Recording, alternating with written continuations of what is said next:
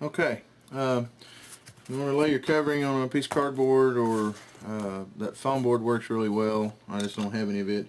This is where your long metal yardstick comes in handy. You need a good sharp new blade on your hobby knife.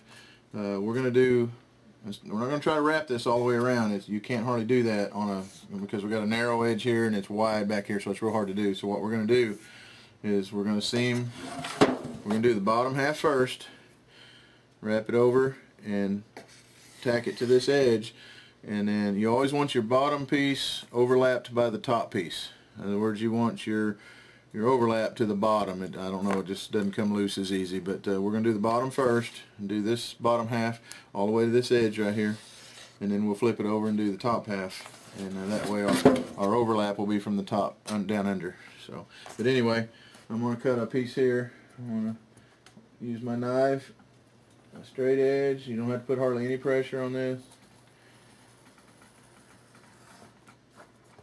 Just keep pressure on your ruler all the way down.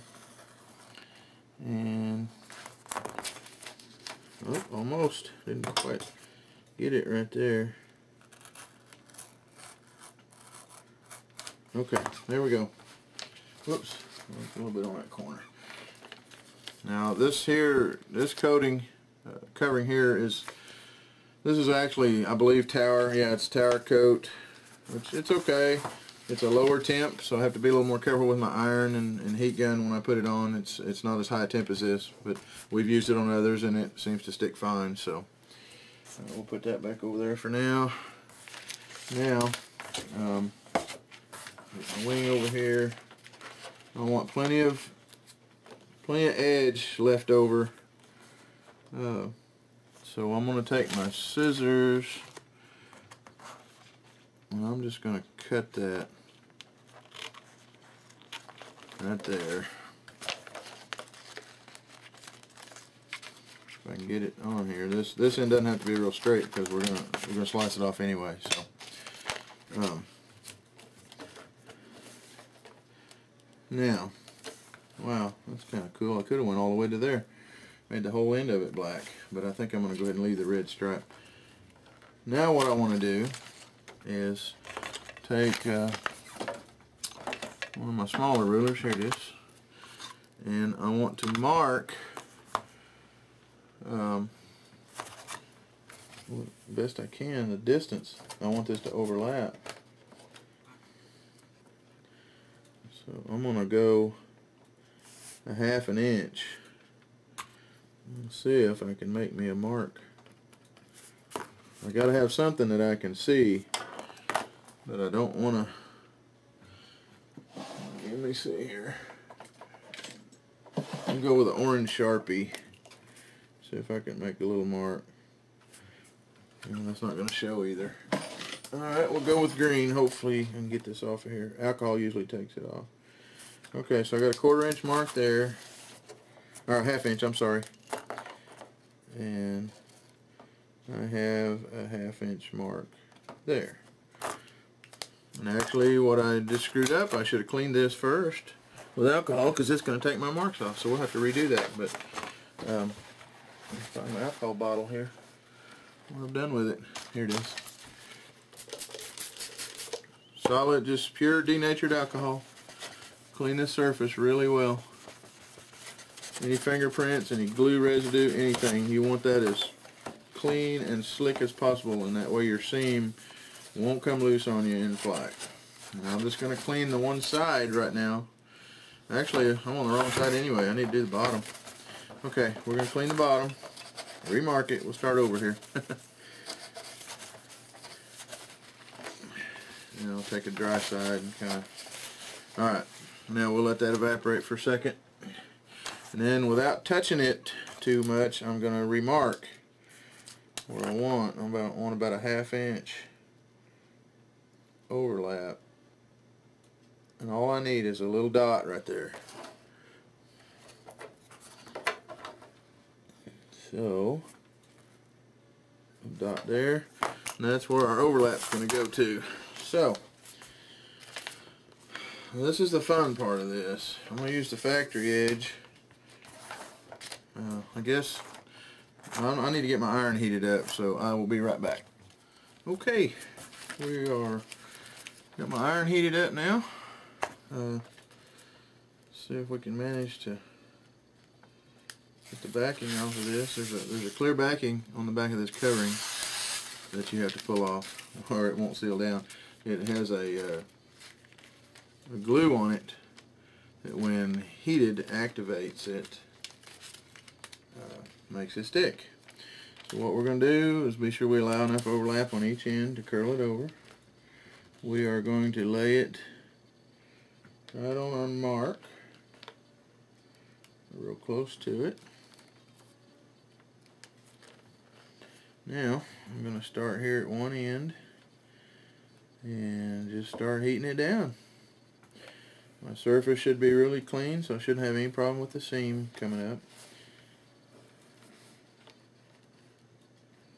You want to kind of keep tension on one end to keep the wrinkles out. What little wrinkles you get, you can pull them out with the heat gun. We want to get this down good and solid, and remember we started with the bottom piece first, so we have our overlap coming from the top.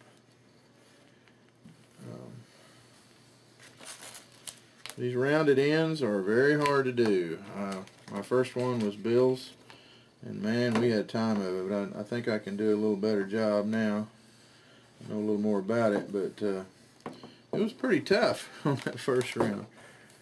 But you don't want to overheat this stuff, but you want to get a good seal. You don't want any air getting out of that seam causing this to come loose. So we're going to go ahead and wrap that right on around this end just a little ways, because we're going to bring our overlap from the top. Now the fun part begins. We have to pull this up as snug as we can get it and heat it down to this end here. You're going to have a lot of wrinkles when you first get this on here, but like I said, the heat gun will pull it out. Main thing right now, we're tacking it down.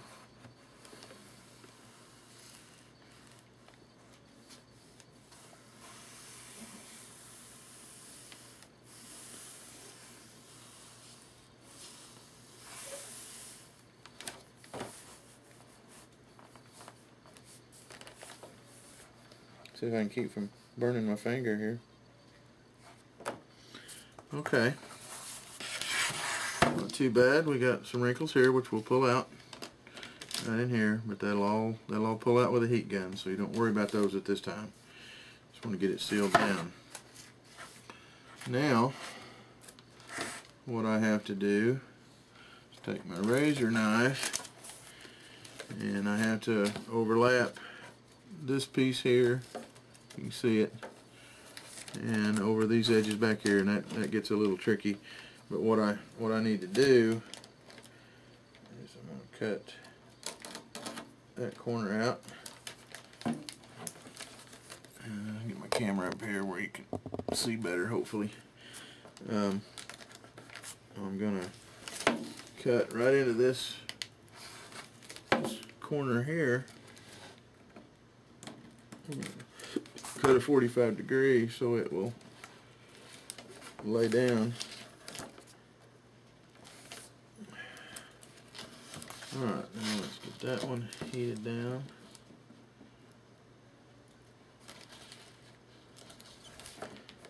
And this one.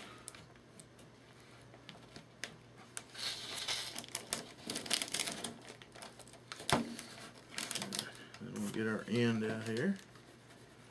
Just going to kind of get it tacked where I can let go of it here. And we'll get this corner tacked down.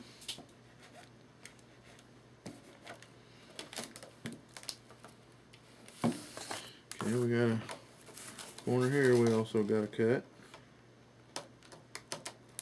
Just cut directly out away from that corner, and that lets it fold down for you. That corner. Looks pretty ragged at this point, don't it? But you'd be amazed what it's going to look like. when we're done. This is the fun part. Down here on the rounded end, it is really hard to get sealed down good. You just have to work these out. One thing I'm going to do here, I think if I recall, oh, I wish I had two hands here. But let me see if I can do this. I need something to put on it. Fold it down. Let me get it over here.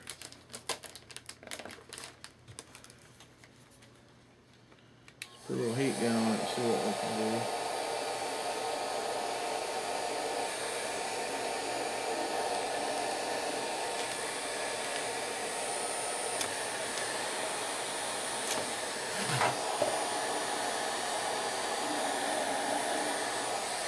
I'm not real good at this, so we are going to get some wrinkles, a few, but you know, it's going to fly okay and not look too bad, hopefully.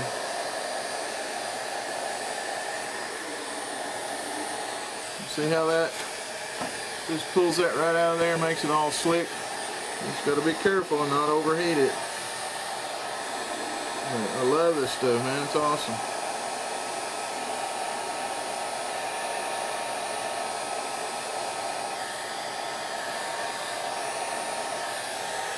Now, this is a flat surface right back here, so we can actually heat this, stick it down to that piece of wood.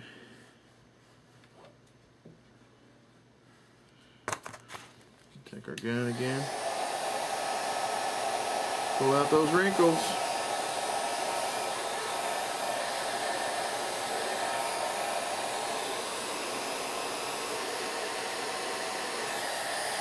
Alright. Look at there. Isn't that slick? Now, what I got to do is trim this. I really wish I had some extra hands here. This is where your buddy is very helpful. When Bill's here, we got a set of extra hands, and it makes this easier to do.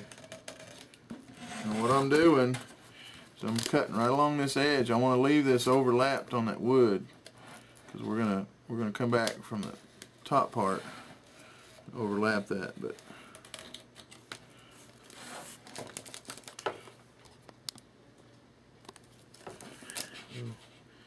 come in here and clean that off. Oh, trying to tear it right there.